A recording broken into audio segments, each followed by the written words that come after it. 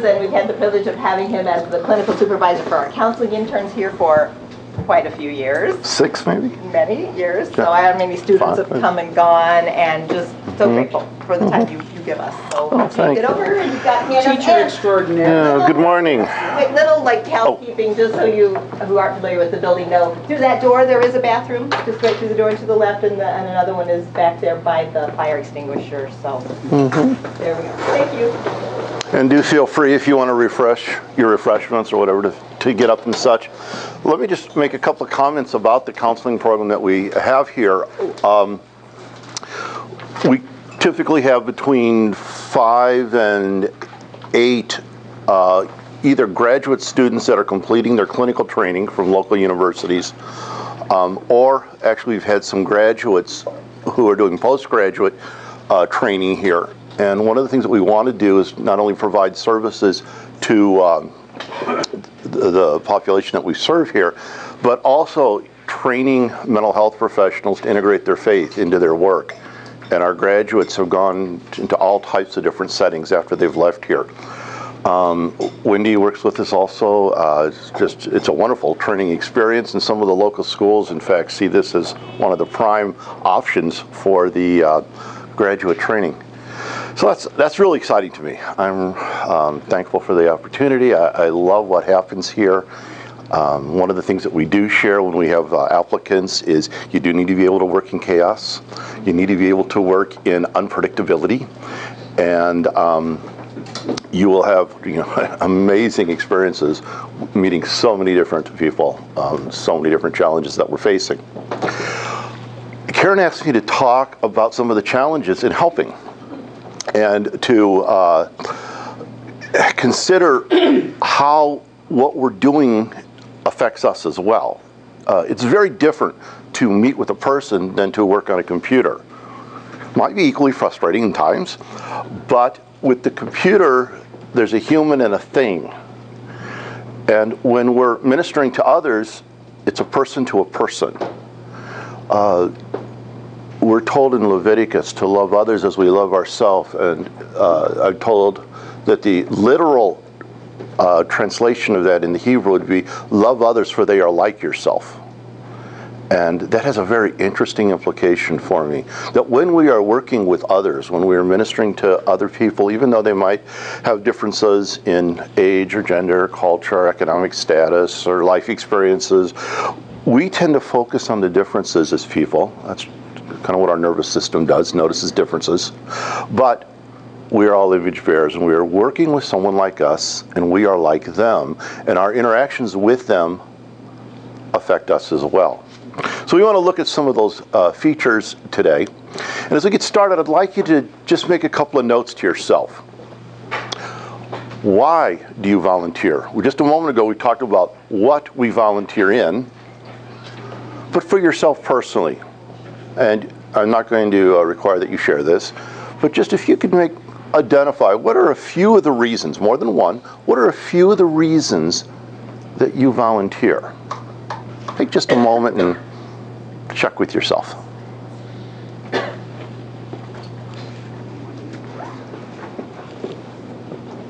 you want us to say them out loud? You may. I need to be humbled. Mm-hmm. Can you elaborate just a bit? This will be humbling. I have a certain lifestyle, and I have a certain way of living, and there's a lot of other ways of living and lifestyle that still work, but are just different, and it humbles me. Yes, thank you. I'm a retired nurse. I spent 12 years in jail, not because I was incarcerated. I was an employee. I just want to clarify that. But I think anything we can do to help people not be incarcerated is beneficial. That's one of my reasons for volunteering here. And then quite honestly, as a retired person, I need something to do. I need something to do, meaningful activity. Yes.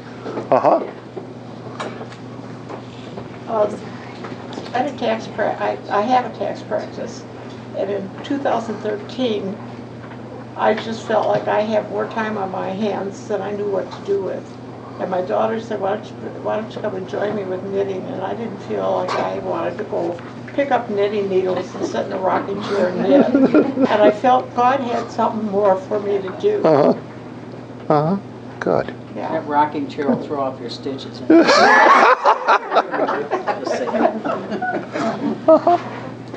Any? Well, you said meaningful, and that's what I wrote down, that I feel like I need to be doing something that I know will make a difference in someone's life. So some of what's been offered is how it impacts me, brings meaning, a sense of humility, a bigger picture of the human experience. Some of what we just mentioned, how it impacts others, facilitates their welfare, benefits them, hopefully keeps them out of jail. That this relationship between the helper or the helpee benefits all involved. And we benefit both how it impacts us as well as how we see it impact others. This relationship does influence not only the people that we're helping, but it influences us. One of the reasons that many of us help might be found in this passage, familiar passage out of Matthew. Let me just read this to you. Then the king will say to those on his right, "Come, you who are blessed by my Father, take your inheritance, the kingdom prepared for you since the creation of the world. For I was hungry, and you gave me something to eat. I was thirsty, and you gave me something to drink. I was a stranger, and you invited me in. I needed clothes, and you clothed me. I was sick, and you looked after me. I was in prison, and you came to visit me." Then the righteous will answer him, "Lord, when did we see you hungry and feed you, or thirsty and give you something to drink? When did we see you a stranger and invite you in, or needing clothes and clothe you? When did we see you sick or in prison and go visit you?" The king will reply, "I tell you the truth. Whatever you did for one of the least of these brothers of mine, you did for me." In a mysterious, miraculous way, this activity, which benefits us, which benefits the other, we do for the Lord. And recognizing His presence, recognizing this holy endeavor, if you will, can be lost in the chaos, can be lost in the hustle, but is a very solid reality. What we do for the least of these brothers of mine, you did for me. Also, let me address to you this idea, brothers of mine. This is Jesus identifying His identification with those we serve. We are like them, they are like us, and He identifies as brothers. We know this passage again quite well, I'm sure. But what are we to be doing? And we're going to I'm going to be proposing that human beings are designed to love and be loved. And understanding what love is, as well as what it's not, is going to be quite essential to our service, to our ministry, to our volunteering. The Pharisees were trying to trap Jesus, trying to expose Him, trying to get power over Him, and submitting to Him a trick question. He responded with the following: "Love the Lord your God with all your heart, with all your soul, with all your mind. This is the first and great commandment. The second is like it. Love your neighbor as yourself. All the law and all the prophets hang on these two commandments." He wasn't tricked into what are we supposed to do. He responded with a principle. How are we supposed to live? And this idea of love, as we explore what that means, is going to facilitate us not only living well ourselves, but responding to the very true, real needs of the people that we minister to. And one interesting factor that we'll see in this variable of love is that the way we in this room and our others that are parts of our teams that are not with us today. The way we are interacting is being watched by those that we're serving. A new commandment I give you, love one another as I have loved you, so you must love one another. By this, everyone will know that you are my disciples if you love one another. We've had several incidents in the counseling relationships where the counselee has observed how the staff interact with each other and how they are wanting to mimic that activity, that behavior, that way of working, that way of relating.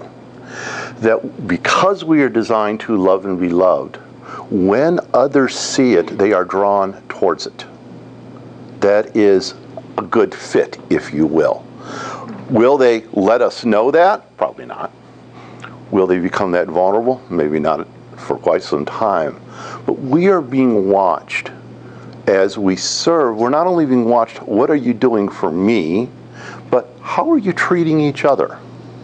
And that is part of the ministry that we're probably not aware of, and we're probably not intentional in, but is occurring as we are Christ followers.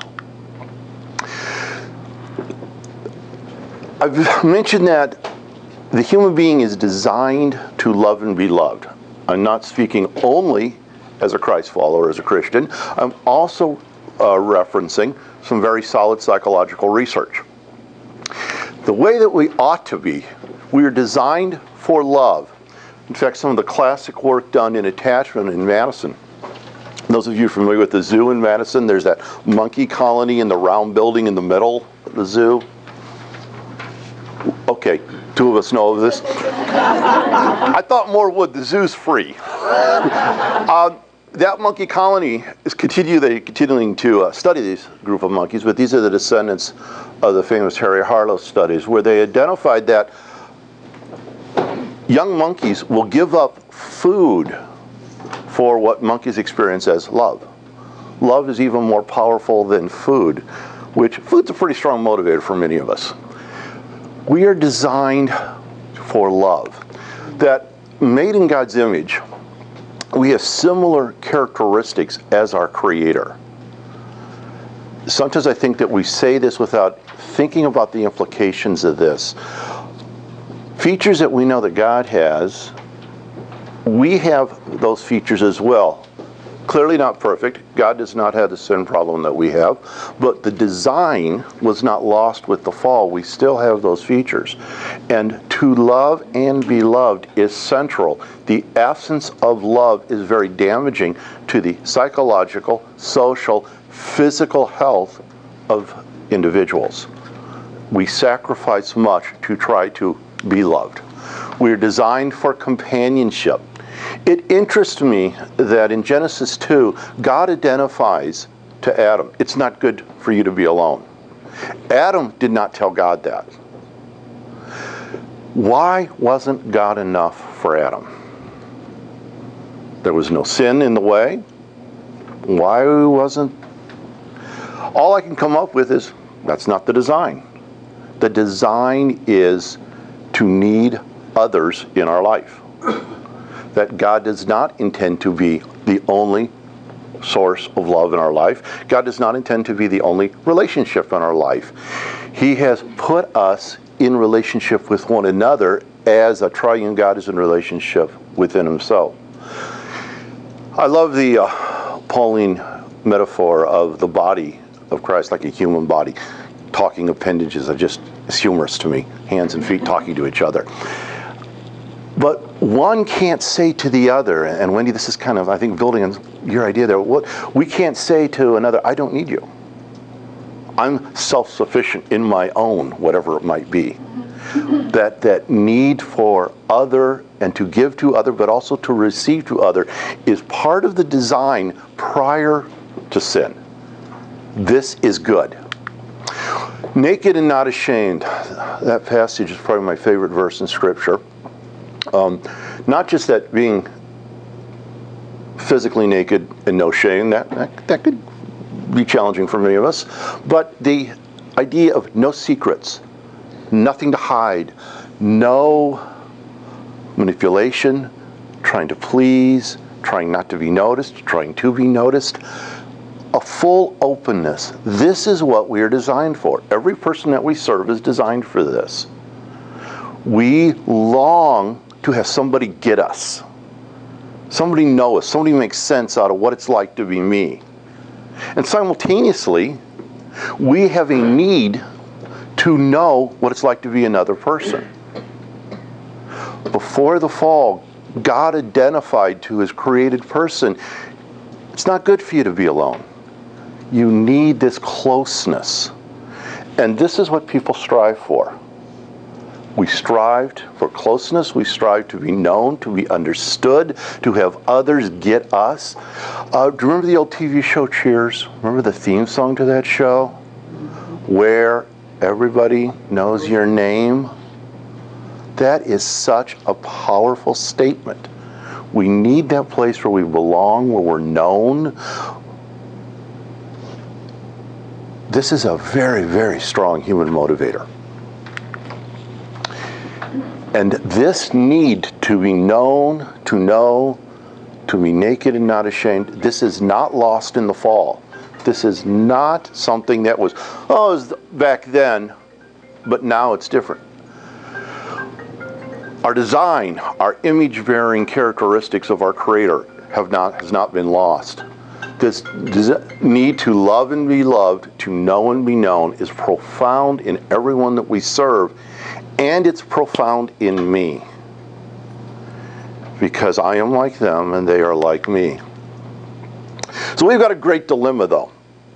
We're designed for closeness, knowing and being known.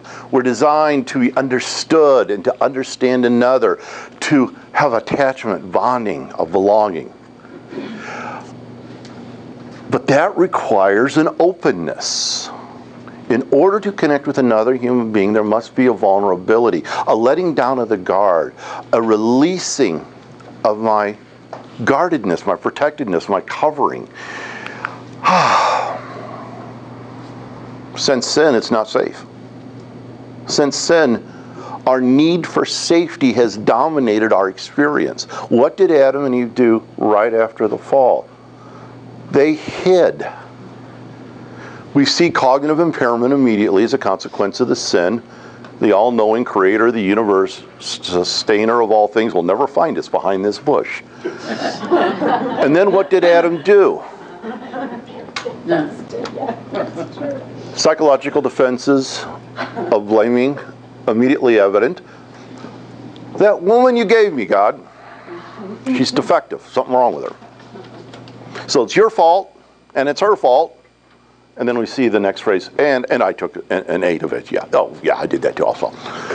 Hidden behind, right away, when sin entered in, we lost the safety to have our needs met directly. It has resulted in this constant tension between I always need closeness, but I always need safety. I can't have full closeness. It's not possible. I mean, the existentialists make a living at this reality. No one knows me as deeply as I wish they did. Nobody gets me as deep as I wish they did. Every human being has that experience in various ways. But I still need to be known, to be loved, to love, to know other. But it's got to be safe. I can only connect when I'm vulnerable. But what happens when I'm vulnerable? Well, we saw right away excuses made, needing to hide, covering over, blaming. We see throughout Scripture, we see betrayal, abandonment, abuse. Think of abuse, the word frankly means relating wrongly. Often taking something good and distorting it, perverting it for a selfish gain instead of for the benefit of both. So, it is a great dilemma human beings are in. How do we have safety and closeness simultaneously? A lot of people look at this tension in life as they're two opposing forces. I'm either safe or I'm close. And so they kind of go to extremes. If I'm really safe, no one can hurt me. I'm in my castle, I got my suit of armor on, alligators are hungry in the moat, the bridge is up, no one's going to get to me. I am really lonely in here. All the way to the other side, take all my armor off, walk out in the middle of the field, love me! Then I'm a pincushion for the arrows coming at me. I need to go back. And we see a lot of us go back and forth between these extremes. I'd suggest to you that it's helpful to consider our need for love and our need for safety are the same need. That we are constantly in this tension of how do I respond well to this need in this moment, in this fallen world. We are told one day, 1 Corinthians 13, verse 12, is just so incredible. It tells us that one day we'll be face to face and we will know as we are fully known. This deep need will be satisfied. Until now, we're told in the love chapter that it's only know in part. Now I know just as a poor reflection. So right now what we're experiencing is approximation, elements of. But the reality of our need does not go away just because it's not fully met. Every person you minister to, every volunteer you're alongside with, every person you see when you look in the mirror, hopefully that's not too many people, that person needs to be loved. That person needs to love others, but they need safety in doing that. So how are we going to do that? Well, as a psychologist, I always want to figure out, well, what is it we're talking about? You're probably going, yeah, what is he talking about? What is love? And if we look at pop culture, music, movies, we'd probably come away with it involves, pickup truck, a dog, and an illicit affair. And what we're offered in our culture of what is love typically has to do a lot with excitement, sexual activity, and getting my own way in a sense of self-actualized fulfillment. That picture of love that our culture offers us is exceedingly self-focused. And if you're not getting love, you're supposed to go where you will get love. It's a consumer model. That has influenced us beyond what we're aware of. The old phenomenon of like a fish doesn't know that they're wet. We may not recognize how strong these cultural definitions of love influence us as we consider what is love.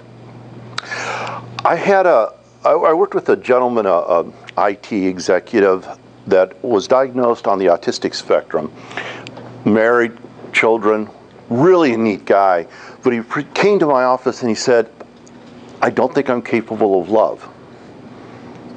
And I was intrigued by why he would say that. And what he was experiencing was the definition he had of love was a type of emotional expression and an intense emotional responsivity to others that just wasn't on his screen. He did not have that in his repertoire. And when he tried to fake it, he was so ingenuous. He was saying, I don't think love involves so much resentment. Well, he was right on that one. And so we set out on an exploration. What is love? How are we going to define it? And he is a scientist. He enjoyed this. And I have so appreciated all he taught me to clear my thinking about what is love. We went to 1 Corinthians 13. And we found some of the following directives, descriptions in there. Love, I am nothing without it. As I mentioned, the psychological research on attachment, on bonding, the more recent psychological research is in the area of forgiveness. We see that human beings are highly organized around loving and being loved. It is essential. We see that in 1 Corinthians 13. So then we get some definitions of what it looks like. It's a patient, kind, rejoices with the truth, protects, trusts, hopes, perseveres. These are characteristics that are seen when love is present, and then these are features that are seen when love is not present. Okay.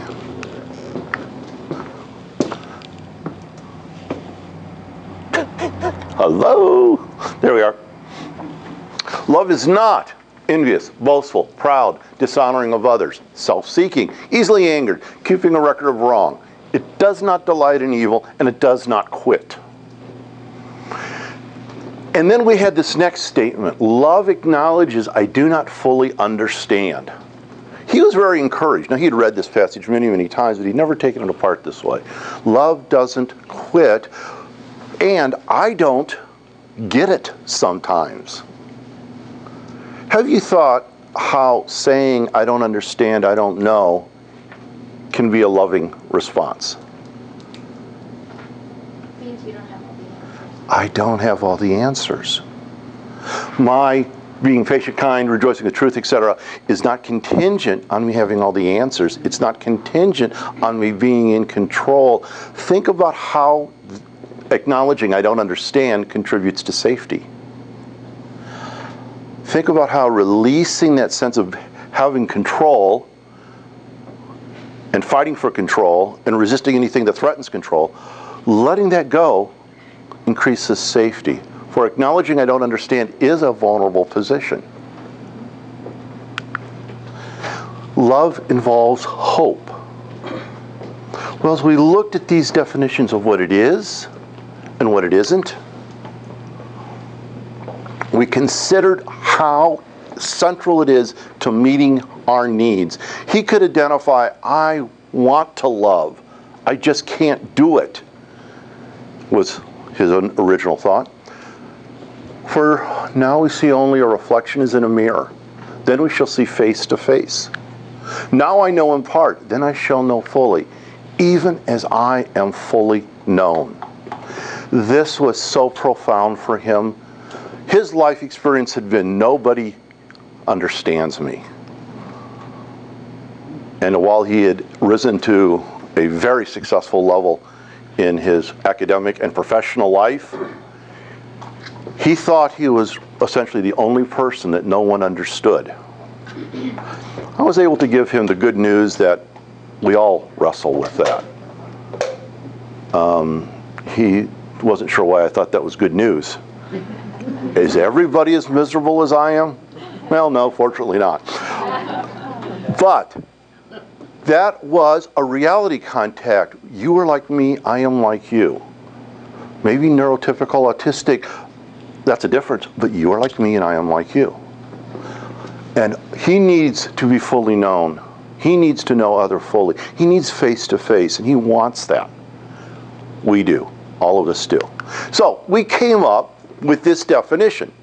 Seeking and doing good for the loved one. What is love? Seeking and doing good for the loved one. How do I love that irritating person across from me that I'm trying to help and they're rejecting the help? 3 out of the 4 times we scheduled, they haven't shown up. When they do show up, they're smelling horribly and they're irritable. I don't feel good about them. I certainly don't want to sing to them or say you complete me or any of that garbage. How do I love them? I seek and do good for them. With that definition, he goes, well, I guess I do love. My observation was, this is one of the most loving men I've ever met. He's constricted in his capacity to experience and share emotion, and others don't see the intensity and the passion inside him until you really listen to how he thinks and what he actually does, because he did nothing to draw attention to himself. And that's one of the things I love about being around here. I don't see anybody drawing attention to themselves. I just like watch what's going on. I was like, wow. Seeking and doing good for this person sitting across from me. When we define love that way, it's something that is doable. Does it have emotions involved? Absolutely. When good is done, we tend to feel much better. We are drawn towards what is good. That is the design. It wasn't lost in the fall. Curious about your reaction to this definition of love. Is this a viable and realistic definition to use for what is love? I think it is because I think that is a very concise, simplified definition of what 1 Corinthians 15 says. Right, yeah. That was where we were coming from. Yeah. Uh-huh. I know this is pop culture, but DC talk, love is a verb. It's an action. I think that's, So I would say love is a verb. It's a belief system. It's an approach to life. It's an interpretive system of how to interpret what's coming in. When I'm confronted with any scenario, how do I bring good into this? Can I see good in this? Can I receive what's being offered to me, even though there's not a person, including Lynn, who loves me perfectly? Close? Not quite. It's impossible. We can't. Can I receive love? Where's my safety coming from? If I'm love motivated, love oriented, I have a different definition of safety than if I'm performance oriented. If I'm anticipating and needing to win your pleasing, I am very differently motivated than if I'm motivated to do and see good. So as we explored it more, we identified love is not the same as pleasing. Often when we love or are loved by another, we are pleased. Can you think of a scenario where someone loved and others were not pleased? Anyone with a toddler can come up with that pretty quick, or a teenager, or probably any other human in your life. One person loved perfectly, always love motivated, and they killed them. Not such a good outcome. They weren't pleased. Now, we understand it was part of a much bigger plan, but think about the reality that they were looking to be pleased, and what was good was not pleasing to them, and so they retaliated. A very common human reaction. Love is not the same as pleasing. If I am looking to be pleased, or if I am looking to please you, I may be far outside of what is love. And this is where great compromises are made. One of the things that I do in my clinical work is work with leaders who've had what they refer to as moral failure, where they've involved themselves in either, it's typically sexual, romantic, sometimes it's financial, where they never dreamed they would be in the problem they're in. Pleasing, are you okay? Want you to feel good. Cross the line. How did I get here? And this is that slope of how they got here.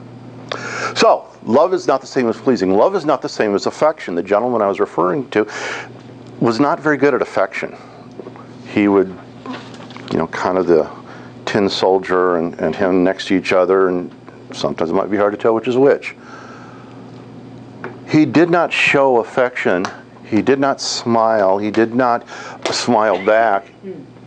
Internally and externally was very incongruent for him, but a very loving man. Can you think of when affection is given and it's not love? All the time. Highly manipulative. Influencing others to get what I want by being affectionate. Very common. Love is not the same as feeling loved.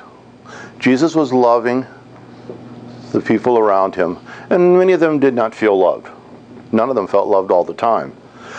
The action of the other doesn't determine whether or not the lover is loving.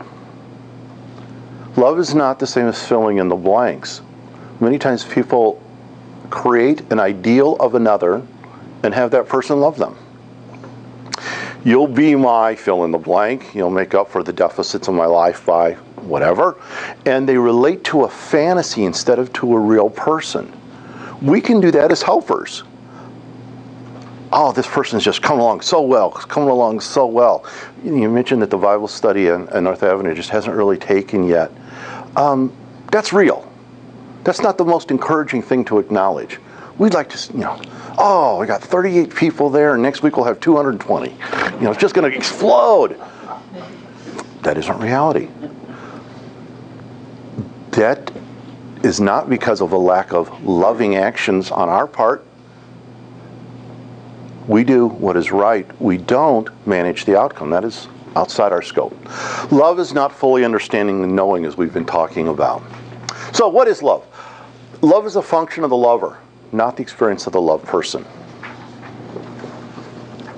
Each of us are designed to be a lover. Love is what we do. How others experience it is a separate category. It is, frankly, independent. We can love and the other not notice it. We can love and they can notice it. We can love and they notice it and don't like it. We can love and they notice it and they like it.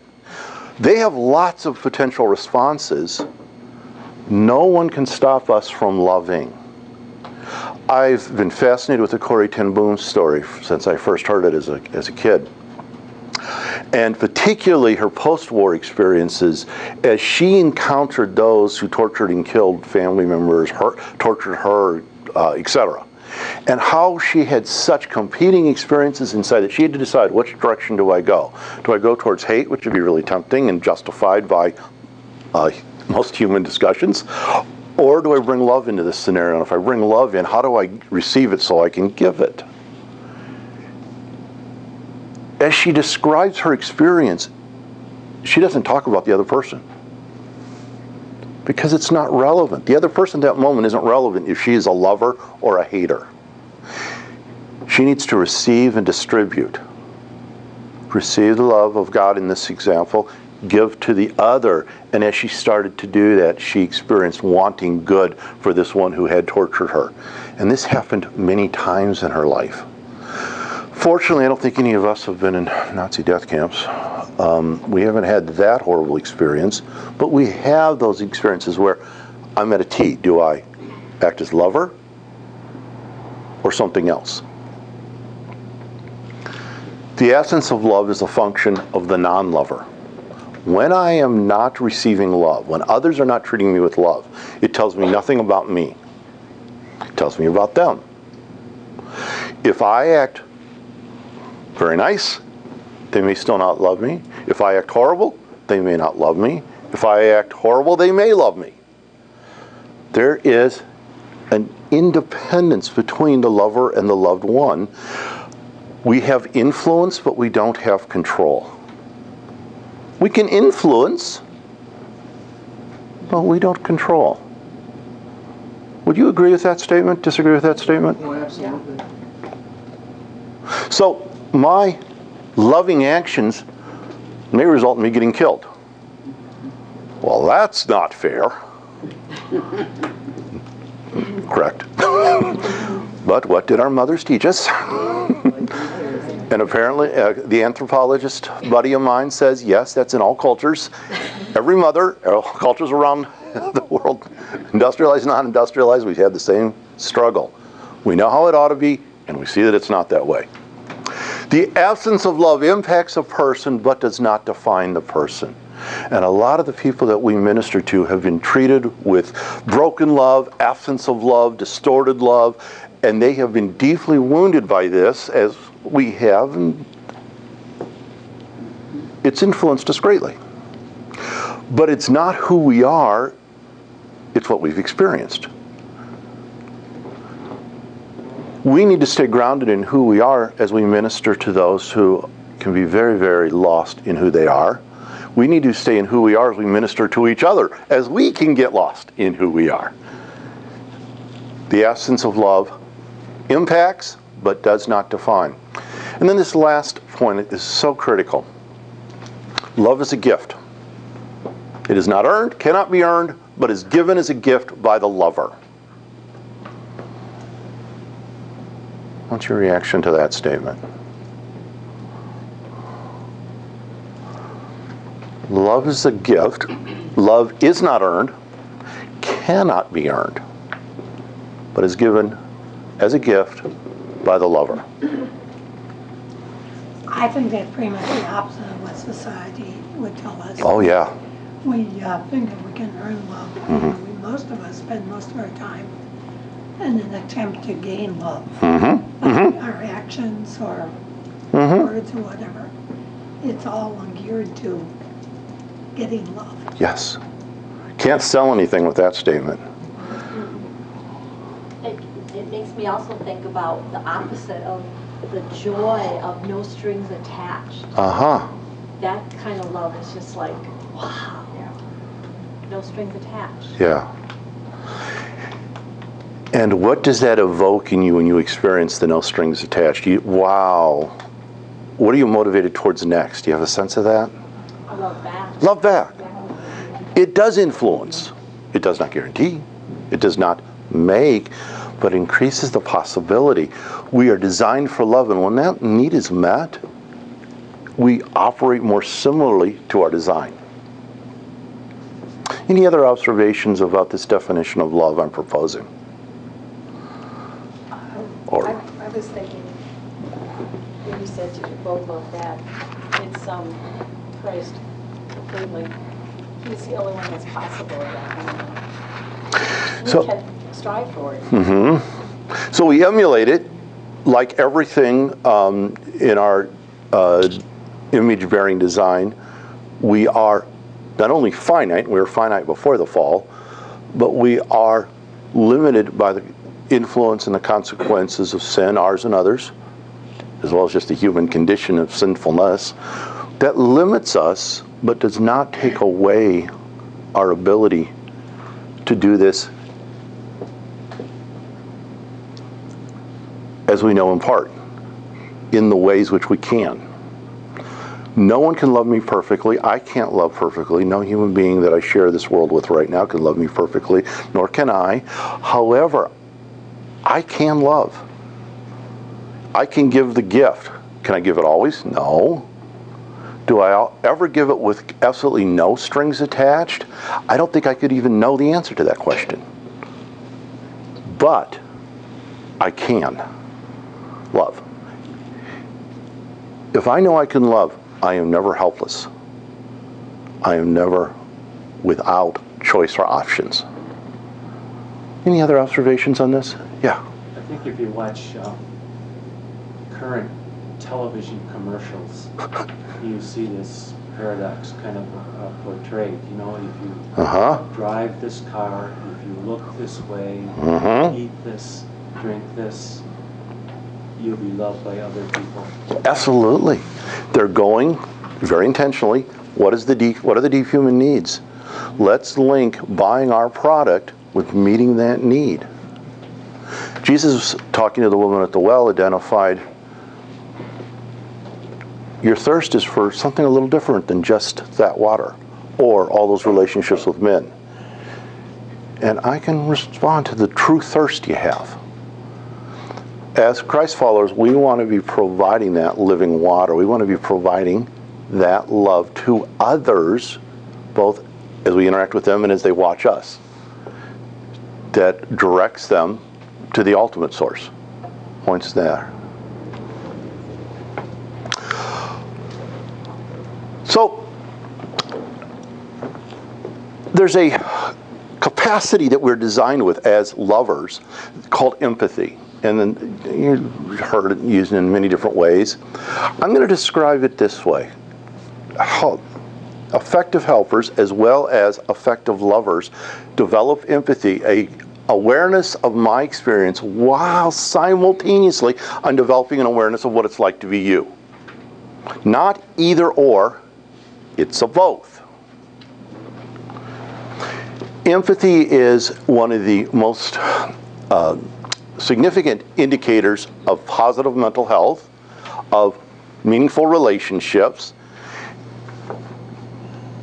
I think of it often as love in action. I'd like to show you just a short little video describing the empathy process. It's about 2 minutes, I think.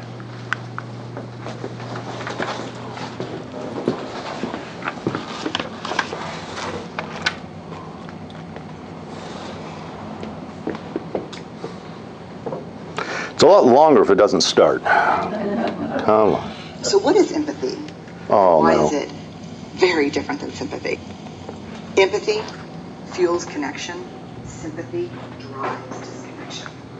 Empathy, it's very interesting. Teresa Weisman, a nursing scholar, who studied Here, let's do this. professions, very diverse professions where empathy. My have to hold the computer up higher. Well, now I have to go and change a setting that I... Volume comes in our heads.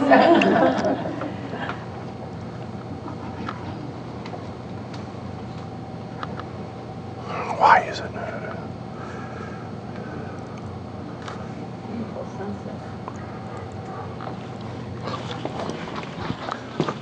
Plan C.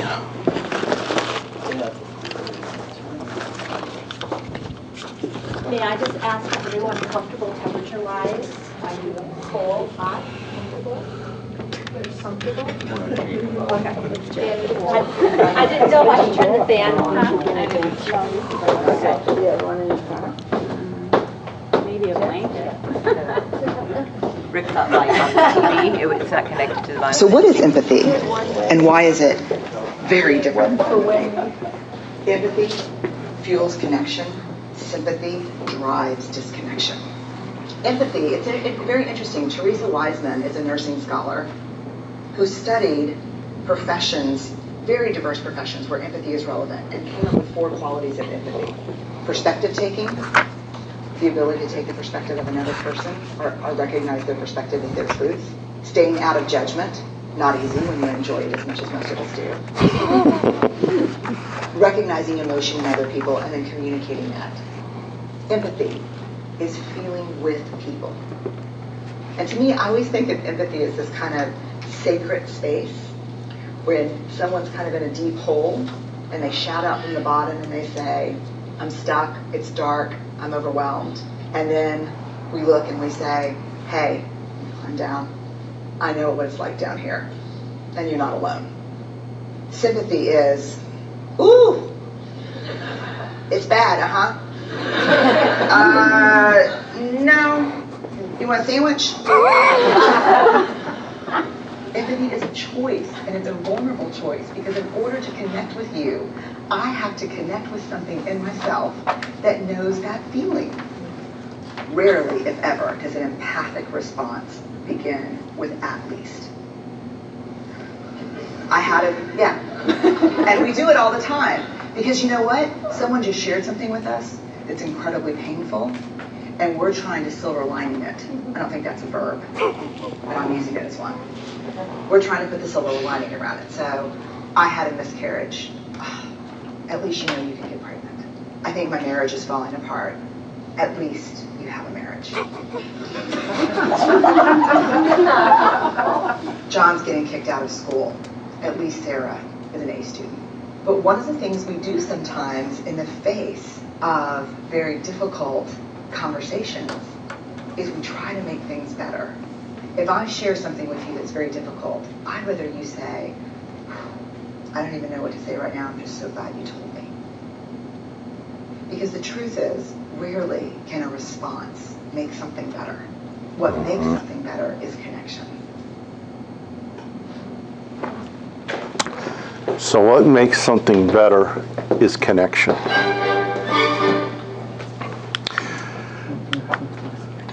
Empathy involves seeing the world as the other sees it.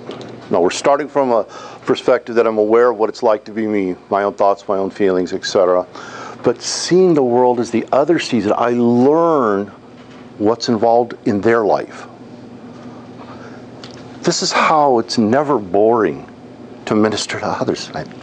It's always new and different and can be very interesting. What is it like to be that person?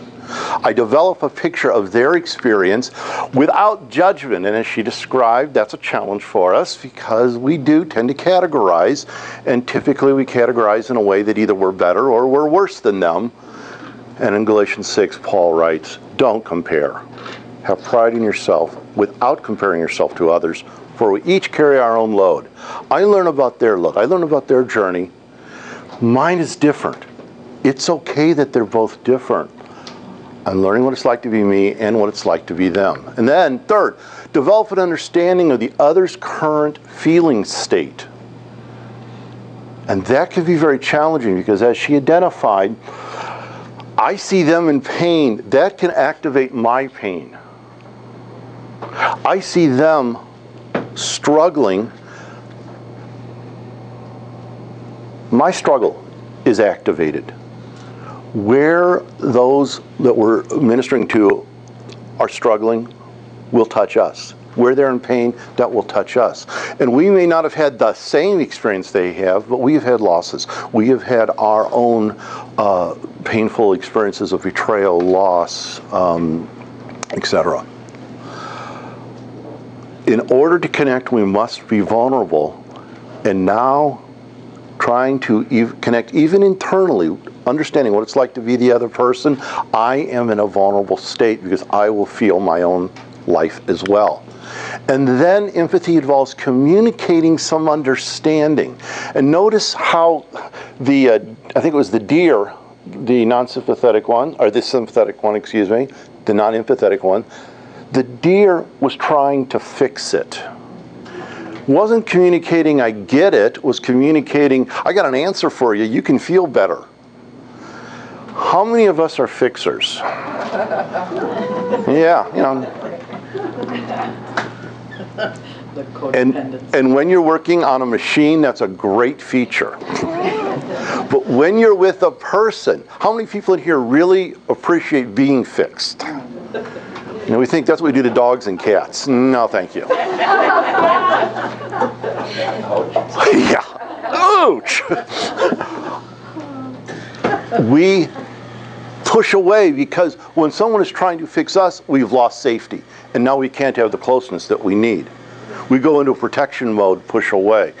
We long to be understood, know and be known. That's the need we have. We don't have a need to be fixed. We have a need to know we're not alone. We have a need to belong. And so how do we communicate that? She observed that one of the ways we communicate that is to say, wow, I don't know what to say. Have you ever had somebody say that to you when you were sharing something really painful? Did you feel safer, less safe, closer, less close? What was that like for you? I had someone not really say, I don't know how you feel, but through a time when I was really in a lot of stress, someone just walked to the crowd and gave me a big hug. Yeah. And that meant more to me than anyone said. The big hug didn't fix anything, but it met a need that we're designed with. Yeah. When we are in the presence of, when we are reflecting some understanding, recognizing that their experience, that meets that need. That is safe, and the individual tends to feel closer. I'm not suggesting there's never a time for direction. Of course there are times for direction. But we don't connect when we're directing. If we're connected, then direction might be relevant. Now, if there's fire, don't worry about an empathetic connection. You know, yell, get out. That's an emergent scenario. Those are rare. What we're looking at here is meeting that deep human need.